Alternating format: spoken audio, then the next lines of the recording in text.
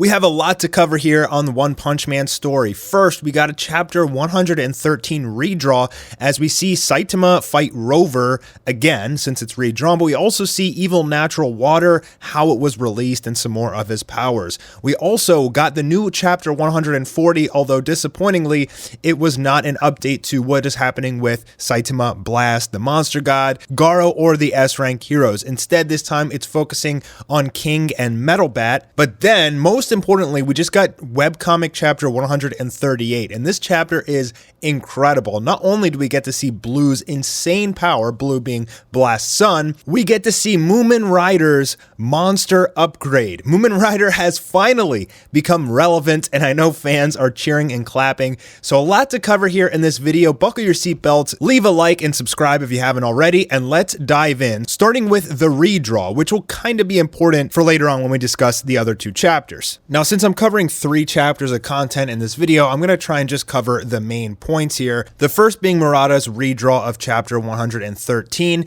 as we see this little like key lock monster who his hand is a key, his face is a lock, and basically he holds the key to unleashing Evil Natural Water, which we see is kind of like in this aquarium tank. You just see these 2 floating eyes, stating that it's a monster accidentally created from Guro's experiments. It senses people's bloodlust and fear and then attacks them non-stop, all while expanding exponentially, and nobody knows any way to control it. That's why they had to lock it up like this. And as he gets shot, he pulls the lever, unleashing Evil Natural Water, who is a monster cadre, if you don't know, one of the strongest monsters we're going to see in this entire series. Potentially all the cadre, as I've said before, could even be stronger than Orochi, but it's hard to say because we didn't see Orochi fight against a lot of S-rank heroes, just Garo and Saitama. But as you see here, Evil Natural Water, it's kind of like this blob thing. It comes out, it starts shooting these jet laser beams out everywhere, and those laser beams will basically just pierce anything. They're insanely strong, and as you can see here, one of them nearly destroys Ian's sword,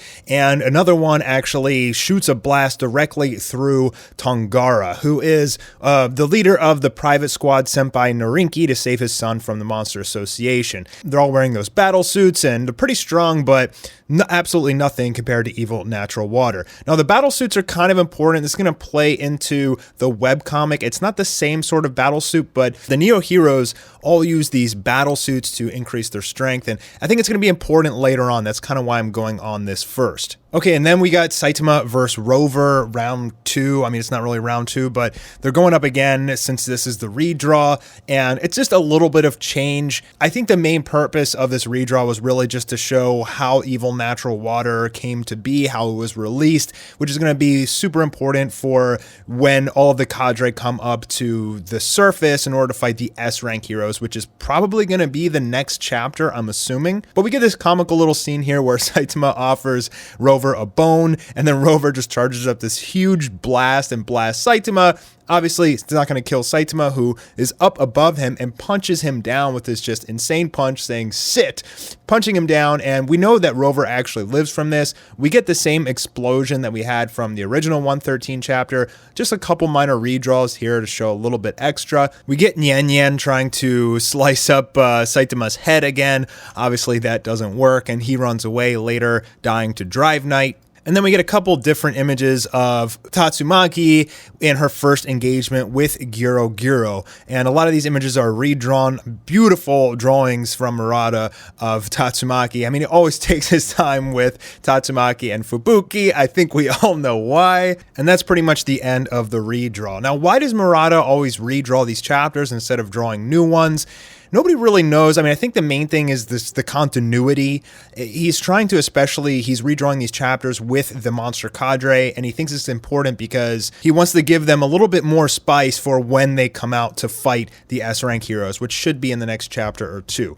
Okay, so let's get into the webcomic, chapter 138. This chapter was amazing. There's been a lot of dialogue and build-up leading up to this point, and with all the information and pictures of Blast that we saw over the last couple chapters of the manga, I feel like one is trying to talk about Blast a little bit here more with the webcomic as well. So he's really focusing on his son Blue here and the Neo Heroes. And he seems to be like doing this interview where they're saying, whoa, you're Blast's son, right? And he's like, yeah, but he may as well be retired after all. And that's when like everybody's watching this on the TV screens, on the streets and everything. They're like, what, Blast retired? With the interviewer saying the Hero Association announced he was taking some sort of hiatus from activities. And Blue saying, I'm not sure how much I would say about my father. I don't think he has any intention of coming to the forefront anymore. He never really seemed like that type of person to begin with. I mean, he's always refused to even leave behind pictures of his face or footage of his face. If he shows his face again, people are just going to yell at him, if you can fight, then you should fight. Well, I'm the one who was yelling at him most about that anyway. So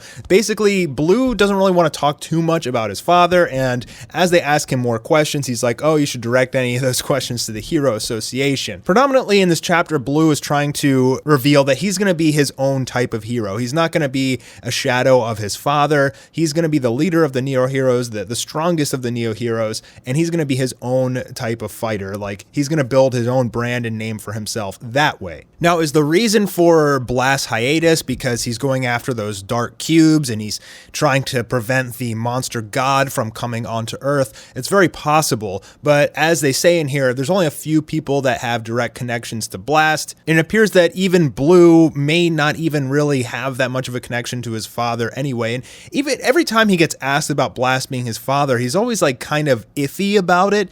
So it almost seems like maybe Blue was an android created by Blast or something like that. Like, he says he's his son, he has the same eyeballs, but I'm just getting this weird vibe about Blue actually being Blast's son. But as you'll see in this chapter, he definitely shows some strength that potentially could rival Blast, if not now, eventually one day.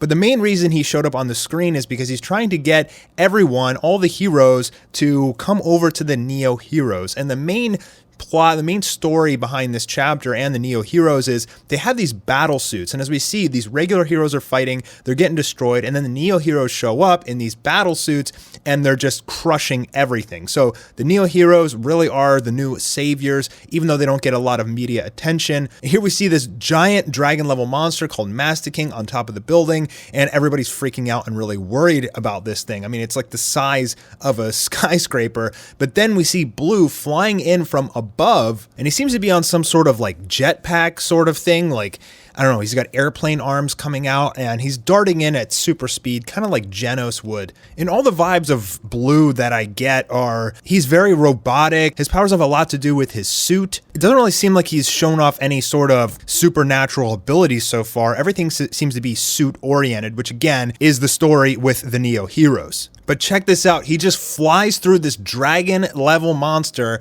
and slices it in half, darting down through the building. So a dragon level, which we know how powerful they are. I mean, a lot of dragons can defeat even S-rank heroes.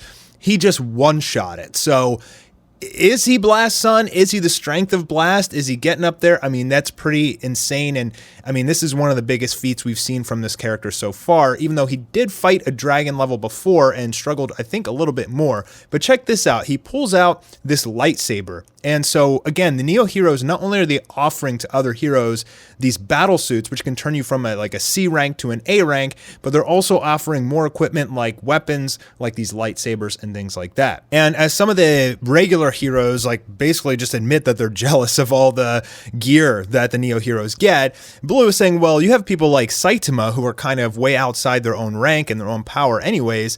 And that's when this guy Forte shows up and says, oh, you know Saitama? He's a close friend of mine. With Blue saying he basically wants to talk about the leadership between the heroes, I guess, on scene. And Forte saying, oh, Saitama doesn't care about that. He just does this thing as a hobby. And then eventually Forte just criticizes Blue, saying like, you know, you're not really much of a leader. You talk a big game. Maybe you're pretty strong, but you haven't really put your life on the line for other people. And we don't really know too much about your association as it is. Eventually telling Blue that he's just a replaceable leader. So Forte says, you're Blast's son, right? Why don't you just ask him for advice? And you can see Blue getting visibly angry here. It seems like he even stomps the ground or something. And again, there's something strange going on with this relationship between Blue and Blast. He says he's Blast's son, but when people ask him about it, he just dodges. I think we're going to get some sort of reveal later on down the road. I don't think like maybe the cube has anything to do with the creation of Blue, but I think there's something different than just simply a biological birth. Like perhaps he could be Blast's clone or something like that. So Ryumon's having this interview and he's basically talking about nobody wants to be heroes and risk their life anymore. That's why people are going to come to the Neo heroes, because we can offer them suits which can turn them from a C rank to an A rank and make them super powerful. But as he's saying this, we see both Hero and Neo Hero getting destroyed by this like lightning demon who kind of seems like he would be Great Sea King but of the lightning world. And then Mumen Rider shows up. Now, it kind of seems like this would be Mumen Rider's redemption arc, like his chance to get the rematch with the Sea King, but, you know, of a different element, as you could say. So Mumen Rider's doing his classic standoff, you know, talking about justice to this and that, and he goes in to fight, and he's just going to get completely smashed at first. But you'll notice that there's these black boxes with this text, and basically he's remembering this dialogue that he had with the Neo heroes, who basically said that they look up to him and they respected him because he has probably more courage and bravery than anyone else, even though he just got flattened by this lightning demon. So basically that's Mumen Rider's true power. His superpower is bravery, essentially. And even so much so that heroes that are more powerful than him even still look up to him because he's so brave and he just never backs down from anything or anyone, no matter how powerful it might be. Meanwhile, he's just getting pummeled into a mashed up tomato and he's taking these huge direct hits from these lightning bolts. He gets up and he's all bloody and everything like that. And then we see that the Neo heroes actually offered him this special customized suit specifically for him because they look up to him. And once they tell you that, he blocks the punch from the lightning demon in a classic anime fashion, and then you see him go in for an attack with his new battle suit. He says justice uppercut and explodes, one-shots this lightning demon that just took out all of these heroes. Mumen Rider, everybody. Mumen Rider gets his revenge. This is the moment that we've all been waiting for because fans love Mumen Rider. He is courageous even though he's weak. We cheer for him even though he loses, and so this is just absolutely awesome to see. Basically, Mumen Rider is like S-class level now, which is pretty awesome. But of course it relies on the suit, but you know, a lot of the S-rank heroes and even Neo heroes, I mean, you look at Blue, they all rely on their technology for their power, and Genos too. Like, they don't have to have a superhuman power in order to fight. Like, they just need some sort of suit or technology in order to do that, or even just being an android. Now look at this picture of Saitama walking Rover. Rover's taking a dump. That's why I wanted to show you the redraw first with Saitama versus Rover, because now Rover's a tiny little dog, and I guess Saitama's walking him for whatever reason.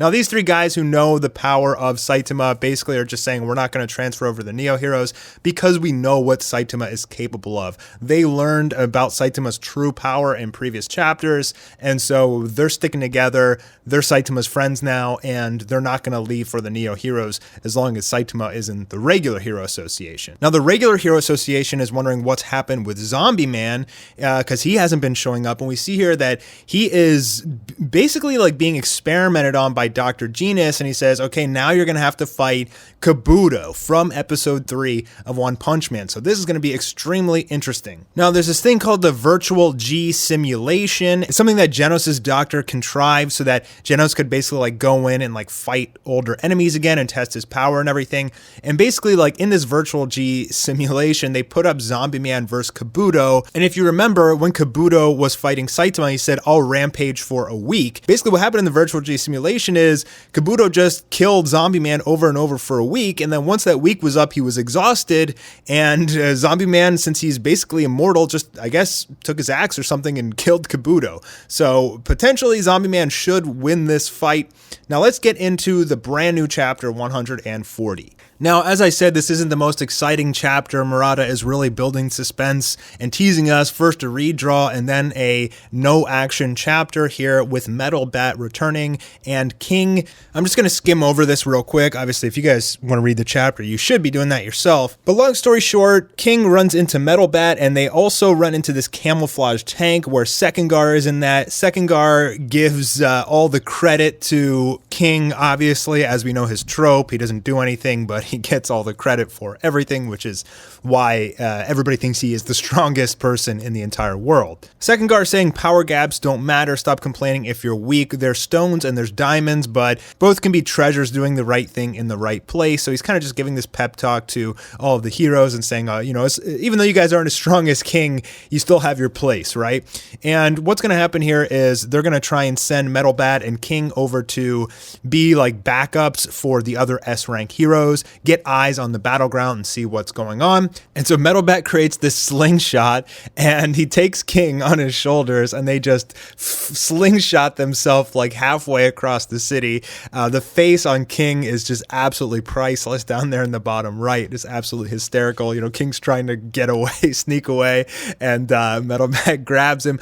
I don't know why his arm's elongated there. It's not like he can stretch or anything. I guess it's just artistic direction. But anyways, they fling into this like net all the way across the city, and that's pretty much the end of the chapter there. So Metal Bat should be coming, I guess, to come help the S rank heroes, and King should arrive as well since they're going to be kind of like backup. And so that's everything we have so far. We're going to have to wait like another 2 or 3 weeks to get the next chapter from Murata.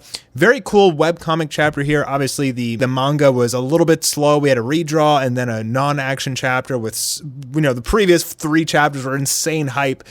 Just to have this kind of slow chapter kind of dulled it down a little bit. Personally, I don't think that it was even necessary to have this chapter. I think that Murata should have kept the momentum going, but as One Punch Man fans, we're going to appreciate anything he puts out anyway, and this is just going to only further build suspense for the big fights that are about to go down in this incredible manga. I'm Mastar, hope you guys enjoyed the video, and I'll see you on the next One Punch video.